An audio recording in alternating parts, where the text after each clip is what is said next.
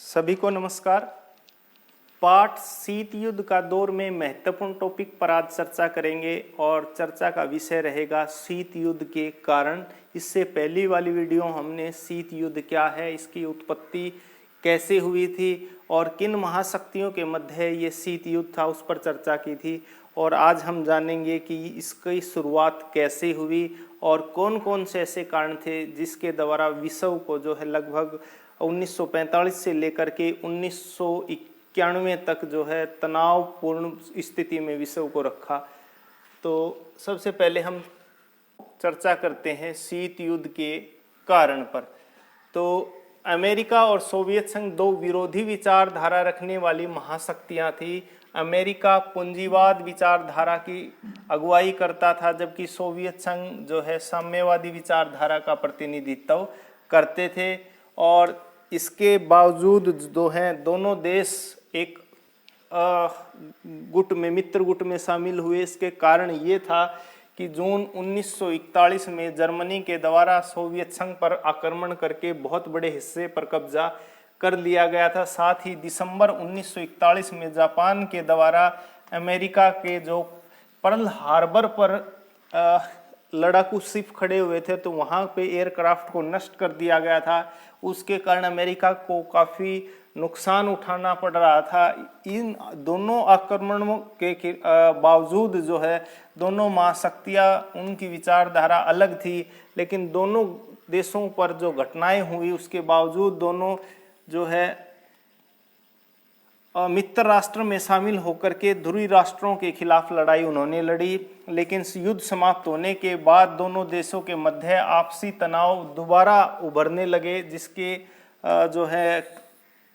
जिसके कारण शीत युद्ध का जन्म हुआ। और पहला कारण था कि विरोधी विचारधाराओं का टकराव। हालांकि विरोधी विचारधारा का प्रतिनिधित्व पहले भी करते थे, लेकिन 1941 में जो हालात उत्पन्न हुए, दोनों देश जो है आपस में एक होकर के लड़ने के लिए मजबूर हुए। लेकिन विचारधारा बाद में का बिखराव जो है, विचारधारा का जो अलग अलग विचारधारा थी वो सामने आई। अमेरिका पूंजीवाद का समर्थक था, जबकि सोवियत संघ जो है साम्यवाद का समर्थक था।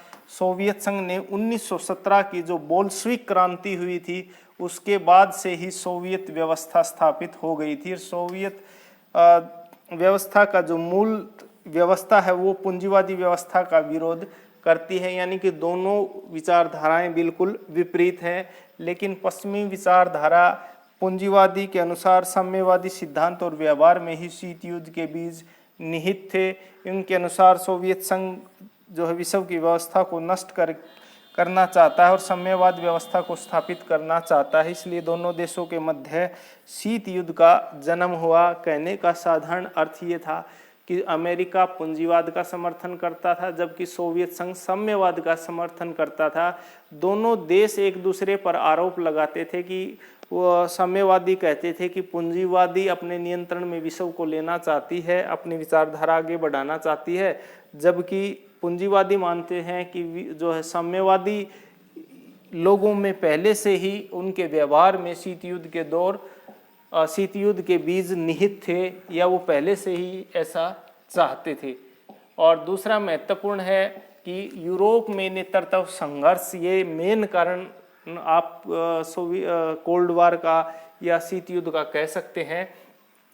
दूसरा विश्व युद्ध आप जानते हैं कि 1939 से 1945 के बीच हुआ। तो यूरोपीय शक्ति के रूप में जो पराजय के कारण जो है इटली, जर्मनी, ऑस्ट्रिया जो है अधिक कमज़ोर हो गए थे। वहीं ब्रिटेन, फ्रांस जो है जीतने के बाद भी आर्थिक और सैनिक रूप से कमज़ोर हो गए थे। इस स्थिति में विश्व धरातल पर यूरोप के महत्व जो है समाप्त होने लगा था। दोनों महाशक्तियाँ यूरोप में अपना प्रभाव बढ़ाने में जुट गई। इससे राजनीतिक गुटबंदी का नया दौर आरंभ हो गया और शीत युद्ध प्रारंभ हो गया। कहने का अर्थ ये है कि जब ध्रुवीय राष्ट्रों की हार हुई, जिसमें जर्मनी, इटली और जापान शामिल थे, साथ में ऑस्ट्रिया जो थे, उन चारों राष्ट्रों की हार हुई। यूरोप में ऐसे हालात उत्पन्न हुए कि ध्रुवीय राष्ट्रों की हार हुई और जो मित्र राष्ट्र जीते थे, जिसमें फ्रांस और इंग्लैंड शामिल थे, वो भी आर्थिक रूप से और सैनिक रूप से इतने कमजोर हो गए थे कि विश्व राजनीति में यूरोप का कोई भी देश का प्रतिनिधित्व नहीं दिखाई दे रहा था। तो उस समय अमेरिका भी यूरोप में अपना प्रभाव बढ़ाना चाह रहा था, साथ में सोवियत संघ भी यूरोप में अपना प्रभाव बढ़ा रहा था।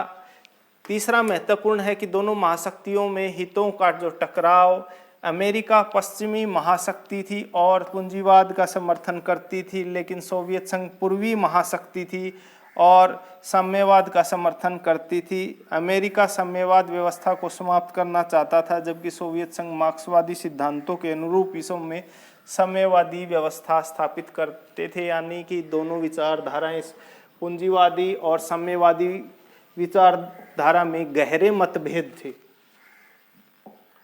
फोर्थ कारण है कि सुरक्षा परिषद में वीटो शक्ति के संदर्भ में दोनों महाशक्तियों में टकराव। आप जानते हैं कि 24 अक्टूबर 1945 को जब यूएनओ की स्थापना की गई और 5 शक्तिशाली देशों को वीटो का अधिकार दिया गया, तो उसमें भी काफ़ी गहरे मतभेद थे।